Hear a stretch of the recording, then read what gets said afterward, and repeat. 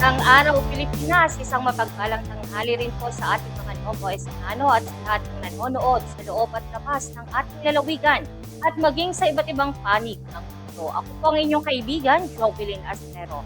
Sa ngalan po ni Philip Double Show at makakasama po natin ngayong araw si Clarissa. Magandang tanghali sa iyo, Miss Clarissa.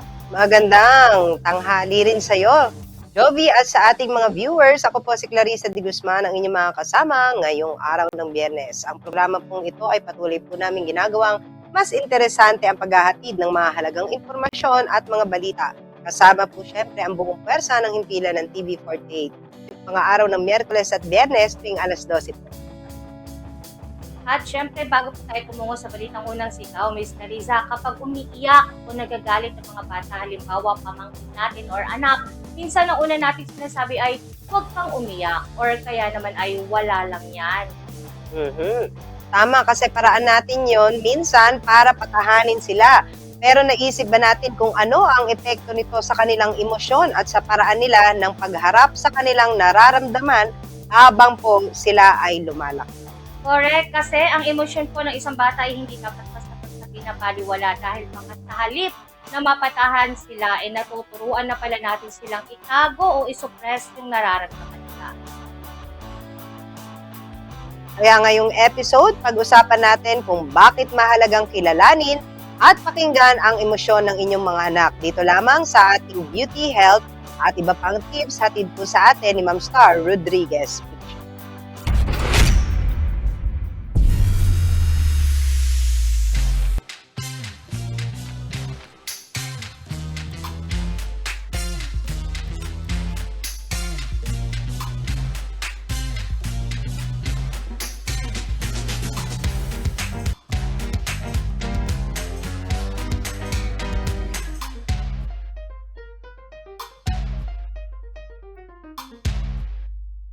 Magandang araw mga Mars, ako si Star Rodriguez Piccio at pag-uusapan natin ngayon ang peligro ng palaging pagbabaliwala sa emosyon ng ating mga anak. Sa kulturang Pilipino, madalas nating marinig ang linyang tumigil ka sa pag-iyak o wala lang yan. Pero ayon kay Dr. Jan Gottman, Family Relations Psychologist, ang paulit-ulit ng pag-i-invalidate sa damdamin ng bata ay maaaring makaapekto sa kanilang emotional development. Kapag hindi kinikilala ang emosyon ng anak, nahihirapan silang maintindihan at manage ang sarili nilang feelings. Maaari itong magdulot ng anxiety, mababang self-confident, at mahirap sa pakikipagkapwa habang lumalaki.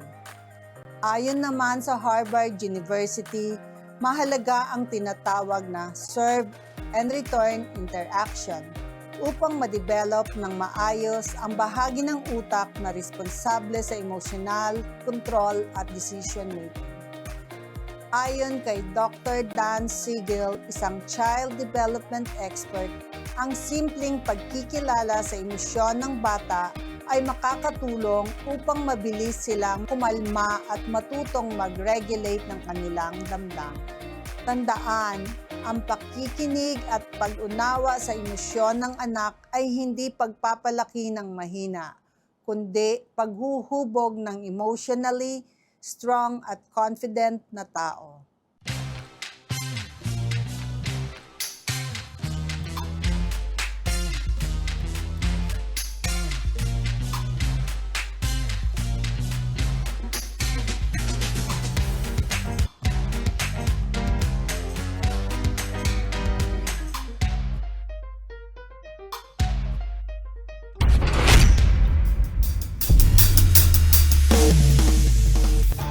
At yan mga kaibigan, napakahalaga nga Miss Clarissa, na hindi natin basta-basta binabaliwala ang nararamdaman ng ating mga anak. Siyempre dahil sa simpleng pakikinig, pag-unawa at pagkilala po sa kanilang emosyon, ipaparamdam po natin ligtas silang magsabi ng kanilang nararamdaman. Kaya tandaan, hindi kahinaan ang pag-iyak at pagpapahayag ng ating emosyon, lalo na sa mga bata. Bahagi ito ng kanilang paglaki at pagkatuto. Kaya bilang mga magulang at tagapag-alaga, pakinggan po natin sila, unawain at samahan sa bawat emosyon na kanilang nararamdaman. That's right. Miss Clarissa, kayo naman maraming salamat po sa ating Youth and Health Tip na si Ma'am Star Rodriguez Picho. At syempre, huwag kayong bibitiw dahil susunod na po ang unang sigaw. Mula sa bulwagang pambalitaan ng himpilang TV48, ang mga maiinit na mga balitang nakalap sa loob at labas ng lalawigan ay ihahatid sa inyo ni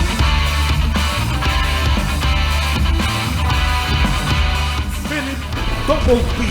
Picture kasama sina Shane Valentino,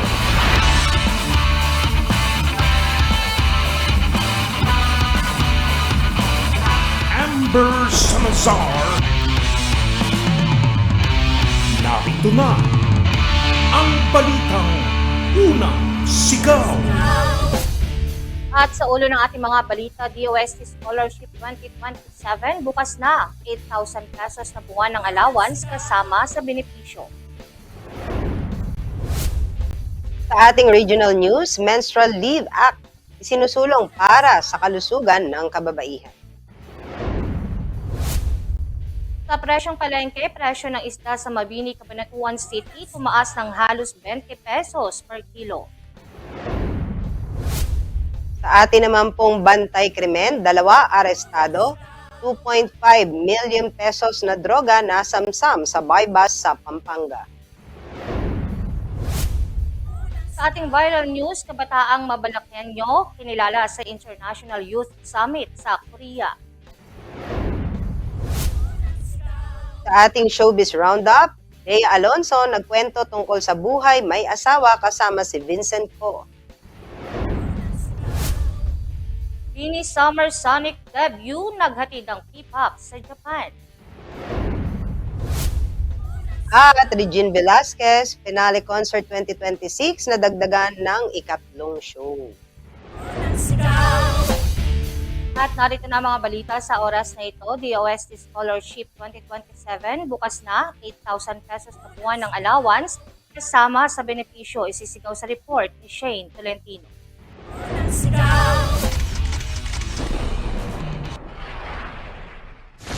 Binuksan na ng Department of Science and Technology, Science Education Institute ang online application para sa 2027 DOST SEI Undergraduate Scholarship Program. Ayon sa DOST SEI, nagsimula ang online application noong August 17, 2026 at tatanggap ng aplikasyon hanggang September 17, 2026. Bukas ang scholarship para sa mga graduating senior high school students, kabilang ang mga kasalukuyang grade 12 students sa school year 2026-2027.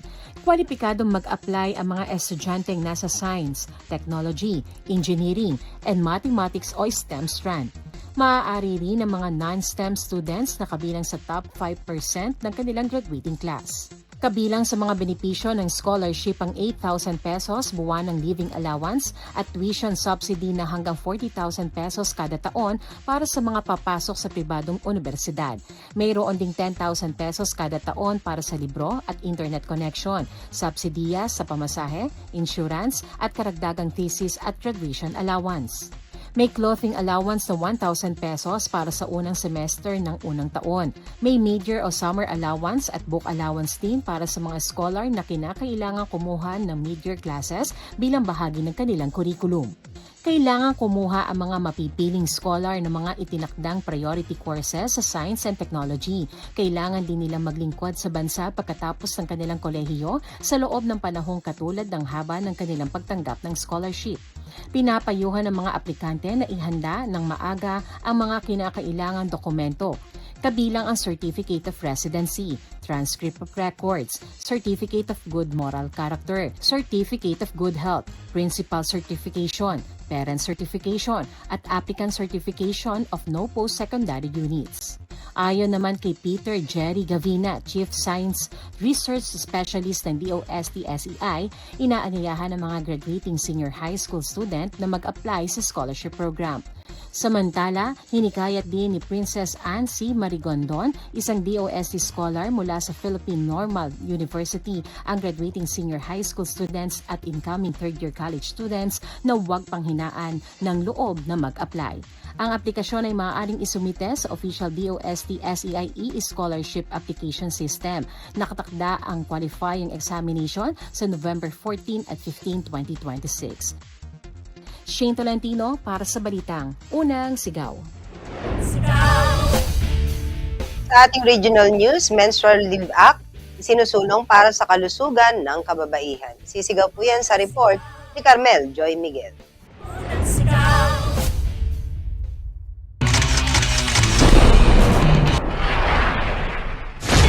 Naghain ng bagong panukalang batas si Pampanga 1st District Representative Carmelo Pogi Lazatin Jr. kaugnay sa Menstrual Leave Act. Ang panukalang ito ay upang magkaroon ng menstrual leave ang mga babaeng manggagawa sa bansa. Sa ilalim ng Menstrual Leave Act o House Bill No. 10771, ang mga babaeng empleyado sa pampubliko at pribadong sektor ay magkakaroon ng hanggang 3 araw na menstrual leave na may bayad kada buwan. Ang nasabing leave ay non-cumulative o hindi pwedeng ipunin at non-convertible to cash. Bukod dito, binibigyang proteksyon din ng panukala ang mga gagamit ng leave laban sa anumang uri ng diskriminasyon, harassment, retaliation o pagtatanggal sa trabaho. Sa Facebook post ni Lazatin, inihayag niya na mahalaga ang ambag ng kababaihan sa ekonomiya ng Pilipinas. Gayunpaman nakakaranas ang mga babae ng sakit at iba pang kondisyon tuwing may buwan ng dalaw na nakakaapekto sa kanilang kakayahang magtrabaho. Ako po si Carmel Joy Miguel, nag-uulat para sa Balitang Unang Sigaw. Sa ating presyong palengke, presyo ng isda sa Mabini, Cabanatuan City tumaas ng halos 20 pesos per kilo. Sisigaw sa report ni Elsa Navalio.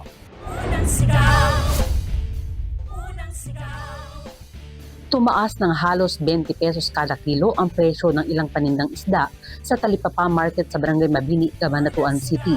Ayon sa tindero na si Michael Ponce, nakaapekto sa presyo ang tuloy-tuloy na pag-ulan na nagdulot ng kakulangan sa kanilang supply.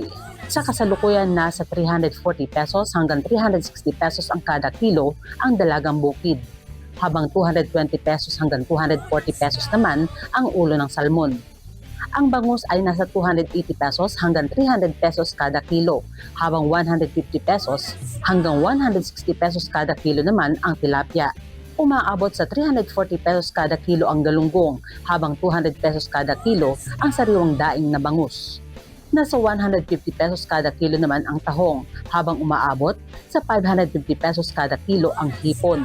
Ayon kay Ponce, mas matumal ang huli ng isda kumpara sa dati dahil sa patuloy na pag-ulan. Matumal po kaysa sa dati. Kaya lang tiyagaan lang po talaga. Ini-invite ko po sila na punta rito sa Michael Seafood sa Mabini Station. Dagdag niya na aapektuhan din ng pagbaha sa Maynila ang kanilang pagkuha ng supply dahil doon nagmumula ang karamihan sa kanilang paninda. Sa kabila nito, patuloy ang kanilang pagtitinda sa araw-araw mula alas 6 ng umaga hanggang alas 7 ng gabi. Kasama si Jerome Tiquia at Tom Manzanal, Elsa Navalio para sa Balitang Unang Sigaw.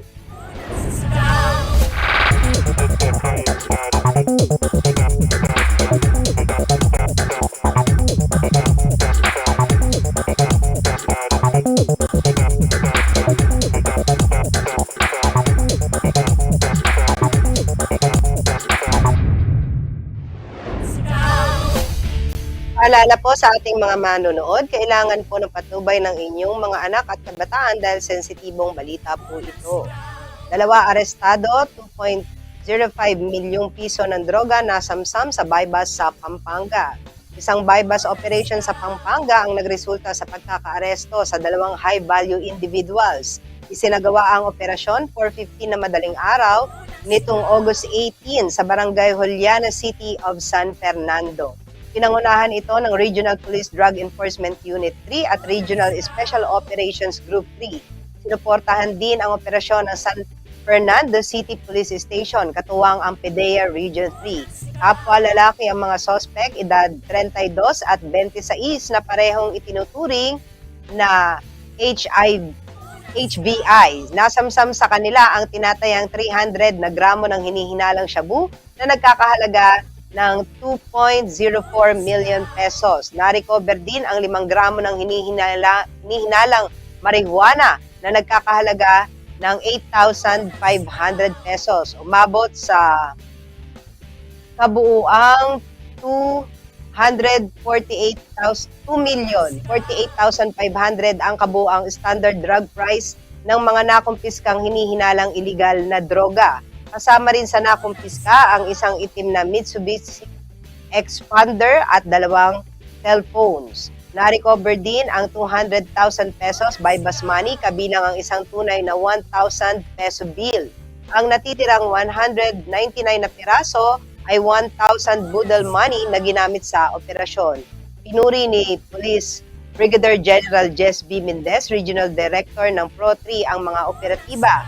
Ayon sa kanya, patuloy ang pagsisikap ng Pro-3 na pigilan ang pagkalat ng ilegal na droga sa mga komunidad. Sa ating viral news, kabataang Mabalakenyo, kilala sa International Youth Summit sa Korea. Kabataang Mabalakenyo na si Sangguniang Kabataan Federation Vice President KDD Lyson ang tumanggap ng ilang pagkilala sa South Korea International Summit or Summer Summit at One Korea Youth Forum 2026. Ginawa ang mga aktibidad noong August 11 hanggang 13, 2026 sa Seoul, South Korea. Kabilang si Lyson sa 50 delegates mula sa 15 participating countries na dumalo sa summit. Tumanggap si Lyson ng Youth Leadership Outstanding Award 2026 sa naturang international event. Kinilala rin siya bilang SDGs Inspiring Leader Awardee at recipient ng Excellence Award. Ang Excellence Award ay iniugnay sa Peace Innovation Challenge na bahagi ng summit. Bukod dito, napabilang din si Lyson sa top 30 best delegates at top 30 academic presenters in peace and innovation. Itinalaga rin si Lyson bilang Global Ambassador ng Youth Solidarity for One Korea. Ngayon sa impormasyong binahagi ng City Youth Development Office of Mabalacat, kinilala ang kanyang leadership at participation sa summit. Kabilang din sa binigyang diin ang kanyang innovation at contribution sa youth development. Kasama sa programa ang leadership development, academic enrichment, at cultural understanding. Nariganisa ito ng Global Goals Summit at Student International bilang suporta sa Sustainable Development Goals.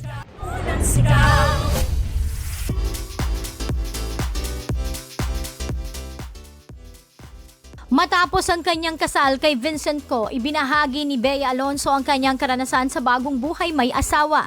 Tahimik na ikinasal sina Bea at Vincent sa isang pribadong civil wedding noong July 13, 2026. Samantala, unang nagpakita sa publiko si Bea matapos ang kasal noong August 13. Dumalo siya sa isang event sa Shangri-La The Fort kung saan ipinakilala siya bilang Mrs. Bea Alonso Co. Ayon kay Bea, kailangan pa niyang masanay sa bagong titulo bilang Mrs. Co. Gayunpaman, sinabi niyang excited siya sa bagong yugto ng kanyang buhay. Aminado rin ang aktres na nakaka-overwhelm ang mga pagbabago, ngunit nananatili siyang lubos na nagpapasalamat. BINI Summer Sonic debut ang naging tampok matapos mag-trend worldwide ang grupong Pinoy sa X kasunod ng kanilang performance sa Japan. Makasaysayan ang kanilang pagtatanghal bilang unang Filipino girl group sa prestihiyosong Summer Sonic Festival. Una, nagtanghal ang 8 miyembro sa Mountain Stage sa Osaka noong August 14. Sinundan nito ng kanilang performance sa Tokyo noong August 16. Dahil dito, umabot sa number 1 worldwide trend sa X ang BINI habang nasa Osaka. Samantala, pumalo naman sila sa number 3 worldwide trend matapos ang kanilang Tokyo performance. Bukod dito, naghanda ang grupo ng 40-minute set para sa Japanese audience. Isinama rin nila ang Japanese translation sa kanilang lyrics para mas makaugnayan ng mga tagahanga. Sa Osaka, itinanghal ng BINI ang Sugar Rush bilang city-exclusive performance at unang kilig naman ang kanilang espesyal na kanta para sa Tokyo crowd.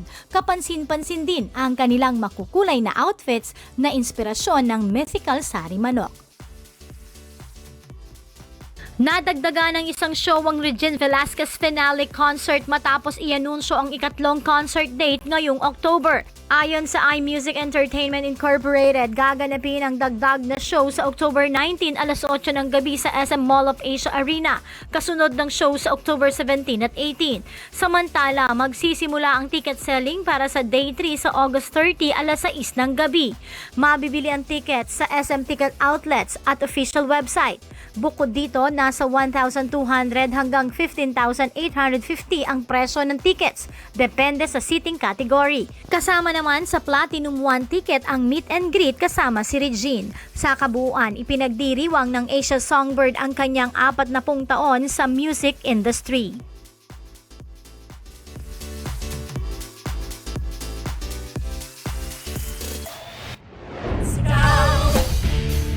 At syempre ngayon naman, Ms. Clarissa, magbabasa na po tayo ng ating mga mensahe mula po sa ating mga taga-subaybay.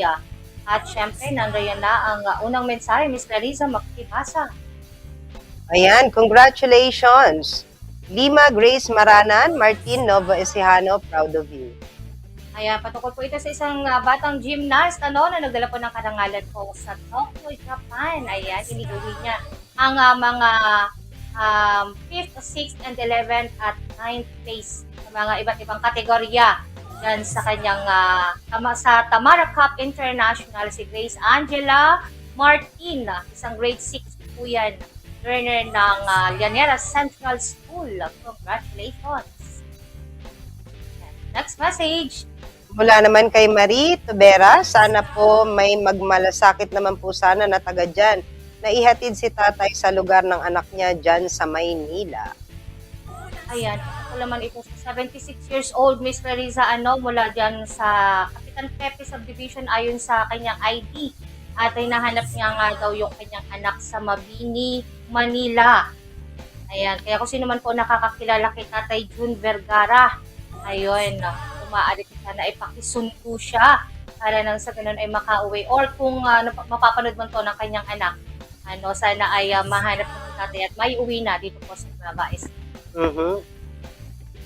Next message. Mula naman kay Tolentino Ann, ang dapat po natin gawin ay huwag magtapon ng basura kung saan-saan. Maging responsable po sa pagtatapon ng basura.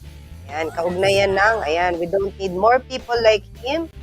We need to be more like him. Ayun, yung matanda na nililinis niya, yung sa may drainage. Tinatanggal yung mga basura. Tayo mga Pinoy, kadalasan kasi kung saan-saan lang nagtatapon ng basura. Tapos, pagka bumaha na puro basura, ang dapat nating unang sisihin yung mga sarili natin bago ang gobyerno. Next message po natin. Mula naman kay Raquel Manuel, yung kanal sana unahin kasi walang kaayos-ayos. Ay, patukol yun sa 1 milyon na financial assistance na inaprubahan na ng Sangguniang Panlalawigan ng Nueva Ecija.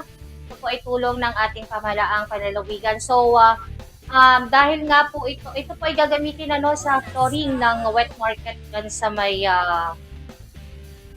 Poblacion North, Lupao. Ayan, Lupao Market, Public Market. So, aayusin din naman daw po yung flooring niyan. So, kasama din dyan paglalagay ng mga pipe or drainage saka para sa mga stagnant water para hindi naiipon.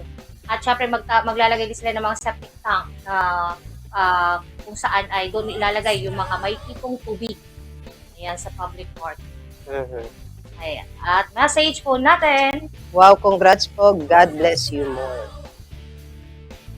God bless. Tungkol sa 2.74 million na pondo, ito po para sa, ibinigay po yan ng DOST sa NEUST para sa Smart Hybrid Tricycle. Ayan, naglalayon po yan na makagawa po ng isang mas malinis po at ligtas at komportableng tricycle para po sa mga commuters gamit po ang makabagong teknolohiya. Maraming salamat din po. Ito po ay under ng Project Angela, programa po na ng pagtutulungan po ng DOST and AUST at ng LGU Mods. At mensahe? Ayan, wala na.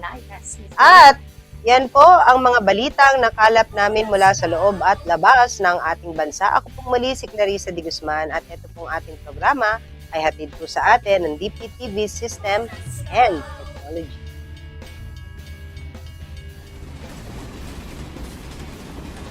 At ako naman po si Jovelyn Estrero, sa ngalan pa rin po ni Philip Topolpe Piccho. Siyempre nakasama rin po natin sina Shane Tolentino, Carmel Joy Miguel, Elsa Navalio, Mom Star Rodriguez Piccho, Ma'am Milena Picort, at ang ating tech team, admin, editors, cameraman, and driver. Sa ating mga taga-subaybay, magkita-kita po tayong muli sa susunod na linggo, mga araw ng Miyerkules at Biyernes. Kasama po kami po ang inyong mga kaibigang tagapagbalita at nakwentuhan dito lamang po sa ating programang Double T. Love you! Happy weekend!